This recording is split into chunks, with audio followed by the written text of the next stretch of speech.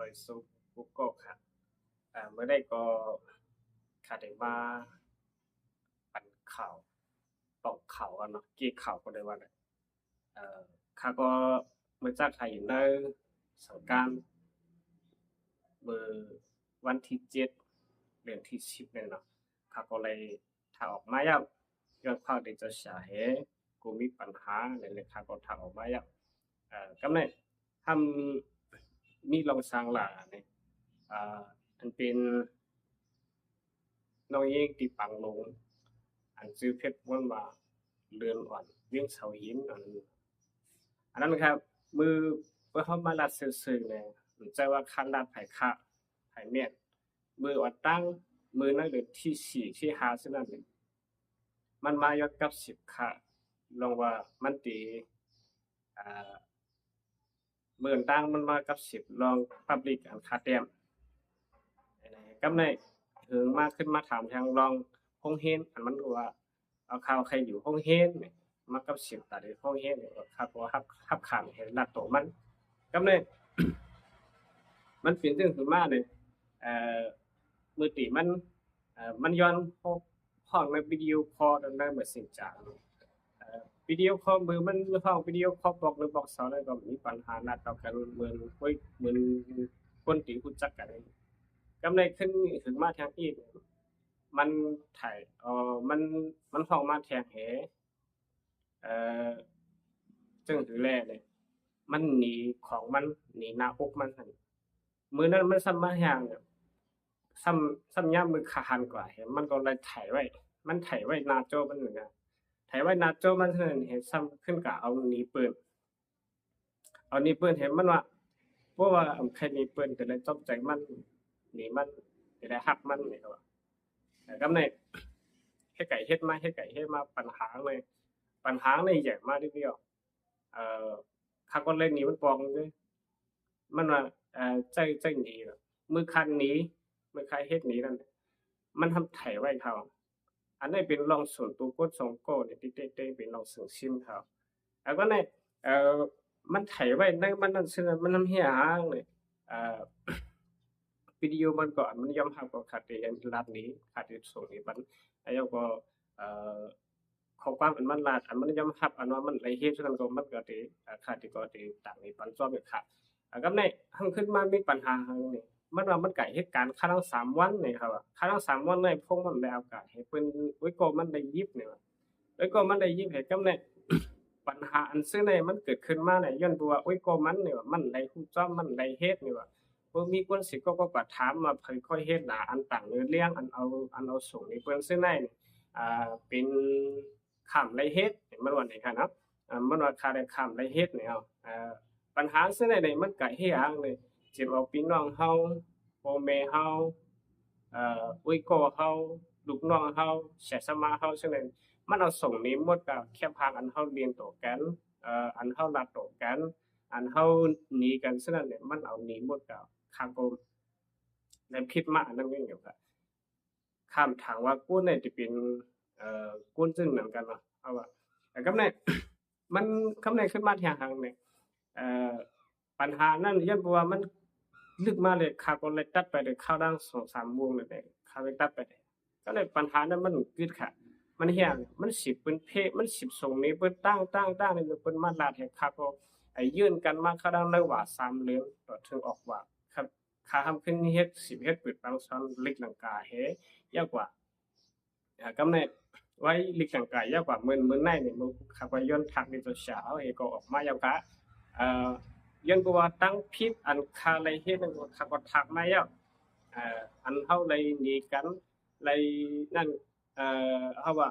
เลยหนีกันนั่นน่ะเนาะอันนั้นหนีกันนั่นก็อันมันว่าช่างหางช่างคอนี่มันว่ามันเลยมานอนจมข้างเลยว่า มันเลยจับต้องจำขาดมันว่าเลยก็กับปัญหาในคำในหู้จอมค่ะมันก็นัดนี่เพิ่นค่ะขาดำหันดีอยู่มันกันเข้ามันน่ะมันอยู่ปังดงนี้ก่อนเนาะมันอยู่ปังดงนี่คำผู้ดีอยู่ดูมันก็คำได้ทบได้เสียได้รัดต่อกันได้เลี้ยงอันนี้ค่ะกำไดมันขึ้นมาว่าหังเลยไว้ว่ากี่เหตุการณ์จังนั้นเนี่ยทำขึ้นมามีปัญหาทางแท้งไว้เฮากี่ข่าวแน่น่ะคือมันอยู่ตีมปินมานี่มันขึ้นมาเฮ็ดสร้าง เอ่อข่าวว่าขับท้ายาวเนี่ยขับได้ไปกับเมืองไทยข่าวว่าเนี่ยเอ่อมันทำว่าเถียวกันแล้วนี่ว่ามีกันแล้วเนี่ยมันว่าก็แม่นมันข้ามกับสีมันขึ้นว่าหังเนี่ยเอ่อเฮาหนีตู้เนี่ยว่าเฮาก็ปายไว้เนี่ยว่า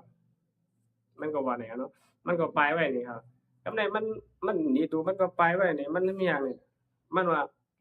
เอ่อสูมปายให้หางเขาว่ามันว่ามีคนจ้างเขาปายไว้นี่เขาว่านะในปัญหาเนี่ยก็คือเกิดมาเถียงกับในขึ้นมาแฮ้งนี่ย้อนปืนสักเลยเขาเฮ็ดนี่มันว่ามือไกลมันว่าอุ๊ยโกมันก่อยเฮ็ดนี่ว่า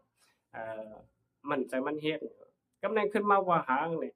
มีสังขาป้าหนึ่งอันนี้อยู่ที่เมืองไทยมันห้องว่าวิจัยเนี่ยเนาะมันในเฟซบุ๊กมันดีในจื่อมันเดี๋ยวห้องว่าวิจัยอันป้านั่นก็ได้เฮ็ดเป็นกวนปืนขาวอันมันค่ะเนาะนำอย่างไว้ก่อนอยู่ซ้ำมันเห็นแล้วก็มีแทง2-3ก็อันปืนเพมันแค่พางอันเลยบินกันตั้งน้องยิ่งนั่นเนาะอันเฮาเลยหนีกันเฮมันลักไถไว้ฉะนั้นเนาะปัญหาซื่อได้เนี่ยมันเกิดขึ้นมาย้อนเพื่อว่าอุยโก้5ตูมัน5เนี่ยได้กว่าเฮาก็รู้ในมันกับในเฮาขึ้นมาหังในถังเฮากูสู่5เนี่ยว่า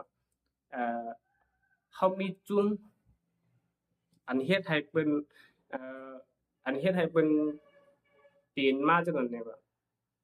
เฮาย่าสังขารมามี4-5ป้าที่ป้าไม่กำแน่มันว่าในข้างหน้านะการรัดนี้เปิ้นการรัดนี้โปรเมเฮาการลับโปรเมเฮาเอาแคปทางโปรเมเฮาตั้งลงหรือ TikTok เลยsángรัดนี้มิวอันดีเลยsángการลับโปรเมเลยบ่sángเลยฉะนั้นนะกับในมันว่าหังในโปรเมสิว่าอยู่กันเลยล่ะเฮาถามจังได๋กับในโปรเขามามันดาตีโปรเขานะโปรเมเขาก็มันดาว่าอยู่ปังดงนี่โปรเขาได้เป็นซึกนี่ครับว่าเนาะพอเขาได้เป็นซึกแล้วก็เมเขาเป็นคนได้ร่วมน่ะเขาตักให้ฮู้แล้วว่าเอ่อ เป็นครั้งแรกพวกไม่เขาทำอยู่เย็นๆไว้จังไหนในกันเนาะปัญหาได้เกิดขึ้นมาดีทุกยิ่งเขาเป็นสังเร็จเขามาหากินเรียกอันนั้นขาดใครของข้าวใครหัวเลยเนาะยาวทางเอ่อกวนอันเฮ็ดจ้อมเขาอันเป็นกวนเหรียญเขาว่ากวนเหรียญนี่ก็ว่าได้เนาะกวนอันเขาจุ่มเขาอันนั้น1เวียงนี่ได้มีอยู่15ก้อนี่เขานะเขาว่า1เวียงนี่มีอยู่15ก้อสังว่ามื้อวันนั้นมันปล่อยข่าวค่ะเนาะเขาว่าค่าค่าไปเปรียบไว้ย่อเนี่ยค่าไปเปรียบไว้นี่อยู่ไว้จังได๋ให้ข้ามปล่อยข่าวว่าค่าจังหือเนี่ยแล้วเนี่ยมันทำว่าจังหือเนี่ยสาว่าหันเจ้าปานไหนเอ่อสาว่าหันเจ้าปานไหนเนี่ยให้ยอปันสิกรรมเนี่ยว่าnhớ bạn sẽ cắm này cắm nàyมึงคำว่ามันขึ้นต่างขึ้นมาเชียงเอาแค่พังอันเป็นอันคาตึงหนุสังการนั่นไว้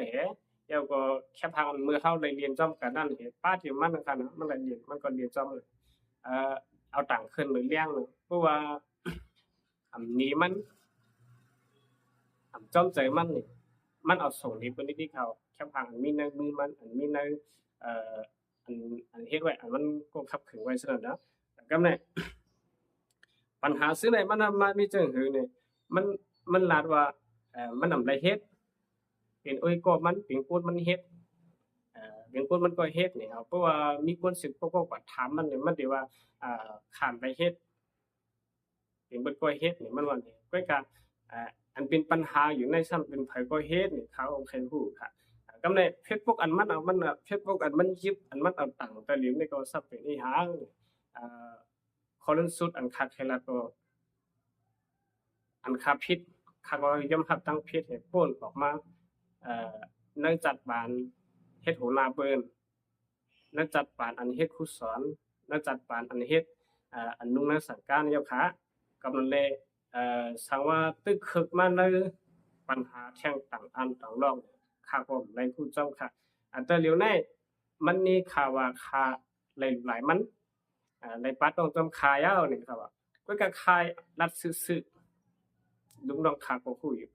ดูเห็นขาก็คู่อยู่คาย่ำปอกย่องกว่าทั้งหลายมันก็มาเผียวมันตะลีสิปอกข้าก็ได้ทบตูมันให้ปอกพอมันแก่ในก็ได้มีอยู่นะครับก็ได้ขึ้นต่างกันแข่งตั้งไว้แล้วกำนั้นเลยลองเบิ่งปีนั้นได้